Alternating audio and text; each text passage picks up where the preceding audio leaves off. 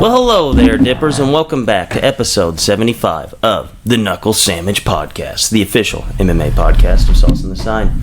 As always, Dippers, I'm your host, Drake, joined by the man, the myth, the legend, Mr. Thomas R. Shackelford. We're back again, back to like a 1-3 weekend. Back to a very bad weekend. Mr. Shackelford, I talked about this in football. It was probably the weirdest weekend in the NFL football season, and it seemed to be that way for the UFC. I agree. I didn't get to watch any football this weekend. I was locked into ADCC when I had my downtime this weekend. I didn't even really get to watch the fights. I had to go back and watch them. But as far as the fights go, they were all wacky. Dudes were...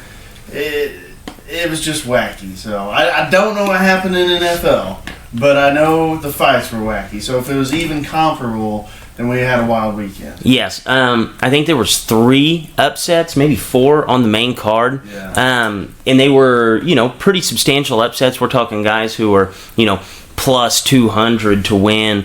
Very odd night of fights. We will talk about Fight Night 160, talk about the upcoming card of UFC 243. But before we get to any of that, Latency, producer, you know what to do.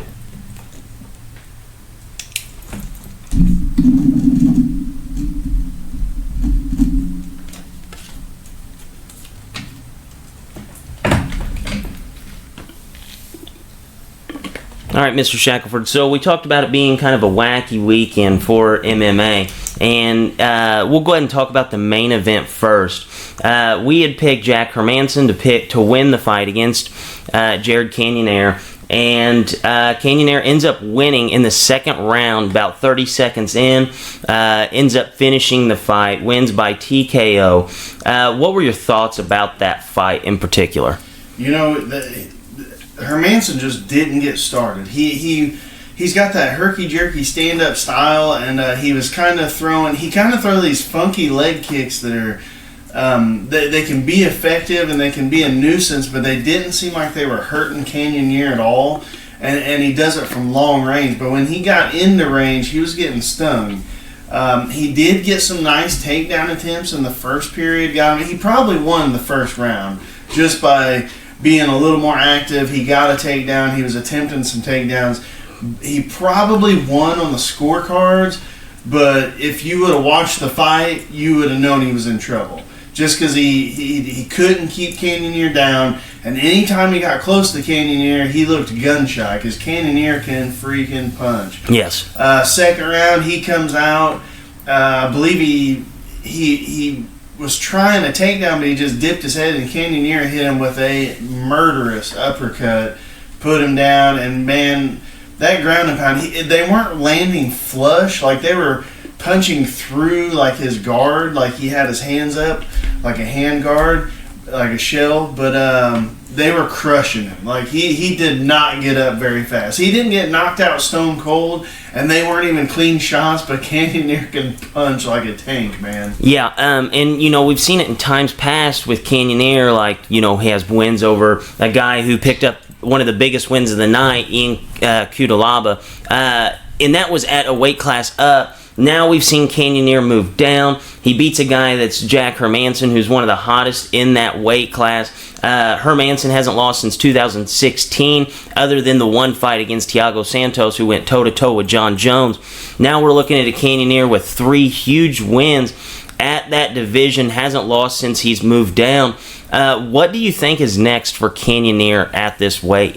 He was ranked number 9, and he just starched the number 5 guy. So you got to throw him up there in the top of 185. I mean, we kind of are in a weird spot with Gastelum just losing such a close fight to Adesanya, and then Darren Till's automatically bumping up and going right up against Gastelum. So had that kind of not happened, I would say either one of those guys. Like, he's good enough to be going against one of those top 5 contenders, or maybe try and Till out at that next weight class.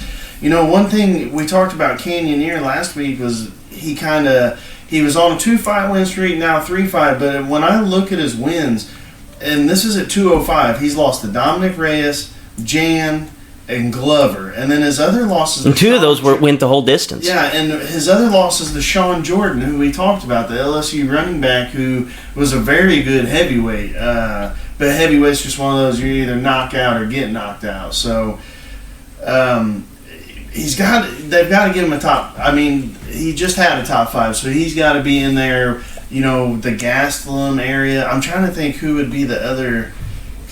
you got...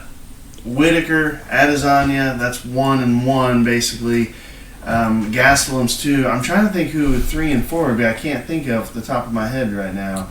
Got to be one of those guys. I mean, let's see what he's made of. Hermanson, one of them's got to be Jacare. Yes. But I think he's moving up to 205, and Weidman is the other one, I think, who's also moving up to 205. So Cannonier very well could have just punched his ticket as the next title challenger, really. Yeah, no, I agree, because you think about it with Jacare, he had just lost to Hermanson. Yep. So you think that's kind of an eliminator there. He can't drop down in competition. Yeah. So I really think you're giving him the next fight as a title eliminator, or his next fight. I don't think I would be disappointed if they gave him a title shot at this point. No. And the way he's fighting, man, I'm going to have to look into him more, because he has really flown under the radar, even to me. And I watch a stupid amount of fights. Yeah, I really think that he's here to stay, and he's pretty legit. He is.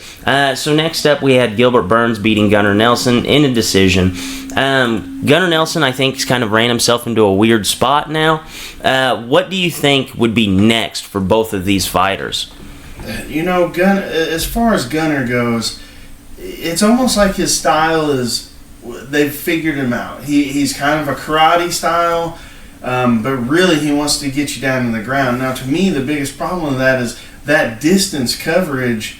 It's kind of tough to make up when you're going against some of the best grapplers in the division. Now, if you're not going against one of the best grapplers, you can beat that distance, get the takedown, no problem. But Gilbert Burns is like a 4-time world champ, jiu-jitsu, great wrestler, trains with Wagner Roca. He's one of the best. But he just had his number. I don't know really what's next for Gunnar. He's a very good grappler. He could easily make a career in the grappling scene right now, because there's some money in it. He's got a name. He could dive into grappling. I know he's more of an MMA guy. Maybe 55, because if you notice, Burns usually fights at 55, but he said he's done with 55. The weight cut's too much on him now. He's older. He's going to do 70. Burns looked much thicker than Gunnar, so I don't know how much Gunnar's cutting. It doesn't look like that much. Maybe a 55 tryout is in there to give him a little fresh blood. I don't really know. Sad, because he was one of my more favorite fighters to watch for a long time. Yeah, no, I absolutely agree there. Kind of a bummer there. Yeah. Next up, OSP wins again via the Von Flute choke. Are we ready to just call it the OSP choke? At this point, they announced that I think there's been 6 Von Flute chokes in the UFC, and he has 4 of them. So at this point, he has most definitely scored more Von Flutes than Jason Von Flute ever thought about scoring. I think he got lit up a little bit the first round, got a takedown, and that dude just gave him, even in his post-fight speech, OSP's like, I don't know why these guys keep giving me that position, because when you get a 200,000-pound man just crushing his shoulder into your neck, you're done. Like, I don't even know if the Von Flute was actually that locked in on this one, or if he was just crushing the dude's skull into oblivion. Yeah, I saw somebody actually say that they were going to make a petition to try to rename it to OSP choke, and I'm all on board for that. Yeah, nobody's going to argue. Yeah. Maybe Jason Von Flue. I don't know. We'll see. Yeah, I'll definitely sign on the dotted line for that one. Another fight we had, this was another upset. We had Ion Cutelaba beat Khalil Roundtree. Whenever you watch the weigh-in for this fight, he didn't paint himself green, but Cutelaba definitely looked like a madman. Did you see him scream at him? Yes. Roundtree didn't know what the hell to think. No. I was absolutely surprised by this, but he ended up finishing ended up knocking Roundtree out. What do you think now would be next for Cutelaba? And do you think that he's ready to move, right back into the Glover Teixeiras and the other elite 205s? Yeah, I do. I mean, he had a good fight with Glover, and we talked. Glover is really, he had a couple losses, but those losses were more like the old Glover, like he was just going to stand there, playing with him until somebody went down, and unfortunately he went down a few times. But now he's kind of got this veteran experience about him. He's looking much better. Cutelaba had a good fight with him. He had his moments to win. Overall, Glover just got him. The weigh-ins thing, I think, kind of told the tale of this fight. Cutelaba screams in his face, and Roundtree just kind of like looks side to side and is like, what the hell just happened? He took a big breath, nice and calm, stood there. When they started weigh-ins, Cutelaba, notorious for he just runs across the cage and like gets right in the face. They have to split him up. That's when they're announcing their names. He did that. Roundtree never looked at him. He just kind of was like walking back and forth. He was almost too calm. And stoic. He came out, hit Cutelaba with a couple punches, threw a big body kick, got taken down, and just after that, it was almost like the Nate Diaz and Pettis thing, where Diaz warmed up so much in the back that it was like he jumped in round 3 and just went from there.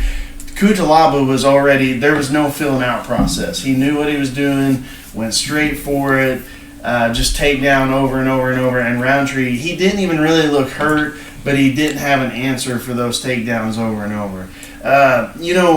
We picked the Burns upset, or no. We picked the Burns to win, which I thought was going to be an upset. But the Cutelaba one, if you listen to the show, now if you just looked at the sheet picks, I picked Roundtree. I saw you swapped your pick. Listen to the show, I said Cutelaba would probably be your best dog winner of the night. Yes. Just because of the wrestling, and it turned out to be true. So. Yeah, I think a fun fight. Oh, the other one was the Dalby Oliveira was the other one we picked. I think a fun fight next at 205, if you're not going to give Santos the immediate rematch he wants with John Jones, I think Cutelaba and Santos would be a fun fight to make. Yeah, Santos has got a lot of rehab. I mean, he had like double ACL, but you got Anthony Smith in there. That would be a good fight. That'd be a good fight. I think right now, I'm trying to think. I should have looked it up, but I think Jan's get booked already. I think Jan. So you got Corey 209. I can't think of his name. Corey Anderson. I think he's booked up with Jan right now. You got Weidman that's booked up, but I don't think Anthony Smith. I don't think he is either, because he was wanting a layoff after his previous fight. I think he's taking it now after the most recent win. win. That weight class is almost like the 85, where a bunch of those 85-pounders are moving up to 205, so we don't exactly know where we're at with those. But Cutelaba, throw him up there. I mean, you got to. Yeah, I absolutely agree. So next we'll go ahead and move up to UFC 243. Overall, I think this is a very underwhelming card. The top 3 fights are amazing. Down from there, it gets a little funky. Yes, I absolutely agree. Let's go ahead and talk about the title fight. Middleweight. This is even odds, so it's a pick'em here. There's no favorite, no underdog. We have Robert Whittaker taking on Israel Adesanya. Mr. Shackelford, what's the pick? This is insanely tough. Adesanya has been on a tear. He really, the first couple fights, they weren't even close. We didn't even touch him. Then you had the Anderson fight where he won, but Anderson kind of showed if you just get in his face and get a little nitty-gritty, he can be hit. Then you got the Gastelum fight where he most definitely hit him. That was a close fight. It was a brutal fight. Usually fights like that, sometimes guys aren't the same afterwards. When you look at Whittaker, he's coming off 2 Yoel Romero fights. Yes. And he hasn't fought since, he's fought twice in 2017. But basically July of 17, June of 18, and now here we are in October of 19. So he's only been able to fight basically once a year the past 2 years. And that's mostly because of Yoel Romero. I mean, you just don't make it through those fights. Nobody's the same afterwards. The biggest thing to me is I think Whitaker has absolutely the potential to beat Adesanya, but we have not seen him in 1 year. We don't know how healthy he is. We don't know how good his timing is, and we've seen Adesanya multiple fights last year and really look good. I am gonna take Adesanya in this fight. I think the frequency that he's been fighting is really going to be the factor here. Should be an amazing fight. I could absolutely see Whitaker winning. I just wish we'd seen more of him. It's almost one of those, I'm falling for it myself. What have you done for me lately? Yes. I hate to phrase it that way, but we haven't even seen him. We don't know. We haven't seen him fight anybody other than Yoel Romero in 2 years, and those are the only fights he's been getting ready for. So, Adesanya is completely different than Yoel Romero. Vastly different. Yes, I mean, it could be night and day. Yeah, night and day. Should be one of the funnest fights of the year. I think both dudes' stand-up is amazing. I actually think Whitaker's more well-rounded. I'm just solely picking Adesanya because he's been busier. And he comes from that kickboxing life where they fight 80 times. You know, so he's fighting 10 times a year already. He's a little more acclimated to the bumps and bruises and that you'll get through those fights. I think he'll be able to deal with that better than Whitaker's going to be able to deal with a year and whatever month layoff. Right. So next up we have Al Aquenta, who is a plus 125 underdog, to the Hangman, Dan Hooker, who is a minus 155 favorite. Mr. Shackelford, what's the pick on this? I'm going Hangman. I'm actually surprised that the Hangman is the favorite here. I really thought Iaquinta would be the favorite. He just had a real tough time with Cerrone. Cerrone really beat him up pretty well. Before that, he beat up Kevin Lee, and then he had that good fight with Khabib. This is another fun one. To me, this is really a pick 'em. I'm picking Dan Hooker because he's at home. Yeah, I actually... Fletch would be pissed about that because I'm solely picking a man because he's at home, but I am. Home field advantage. Home field advantage. I actually really like that pick. I think this is one that Dan Hooker wins. Especially, he kind of pieced apart James Vick, and, James Vick is much longer than what Al Aquenta is. The big thing with Aquenta, I always feel like his punches are short. Like against Khabib, he was coming up short. Against Cerrone, it's just like an inch short. Whereas Hangman, he's kind of got like this weird monkey gorilla style body where his arms are like almost look like they're as long as his legs. I think he's going to be able to touch Al without Al touching him as much, and you cannot get touched by the Hangman too often. I agree. I think this will be the last fight that we break down. Yeah, for sure. Okay, because after this it falls off pretty hard. Yeah, I don't know any guy after this fight. So we have Tai Tuivasa, who is minus 365 favorite, over Sergey Spivak, who is a plus 275 dog. Mr. Shackelford, I think this is a home field advantage for Tai Tuivasa, correct? Yes. Okay. He's a Pacific Islander. Man. So are we taking the home field advantage again? Yeah. I mean, we've got to give it 3-0 to the locals there. He's had 2 losses, and he is not. The JDS fight, he hurts JDS, looks amazing, and then all of a sudden he just gets taken down and can't get off his back. Against Blagoy, has a pretty solid fight, but Blagoy pretty well kind of snuck away with a decision there. He's got to get back on the win track. All I know about this Sergey guy is he comes in the UFC 9-0, and Walt Harris clobbers him within like 10 seconds. Yes. So I feel like they're giving him what would be the phrase? Lobbing him a pitch, giving him a layup. Yeah. So if he doesn't get this layup, Tuivasa's got some problems. Yes, I absolutely agree. This is a fight that he should definitely win. So other than this, you had the Holly Holm fight. It got canceled off of this. I think Megan Anderson is down there towards the front of the card. She is a huge favorite. Other than that, there's really no household names or names that really jump off as exciting fighters. It's a lot of those European, Pacific Islander, Australian type guys, Euro Asia or whatever they call it.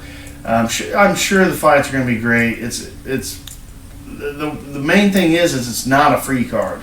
Yes. It's a pay-per-view. That's the bad thing. I know the Holly Holm fight would have been a big one to add on there, but even with that, I'm not sure this was, $65 pay-per-view worthy. No, I absolutely agree. You're basically paying for Whitaker and Adesanya. I mean, that's a pay-per-view fight, but after that, Dan Hooker, Iaquinta, they could headline their own fight night easy. Yes, absolutely.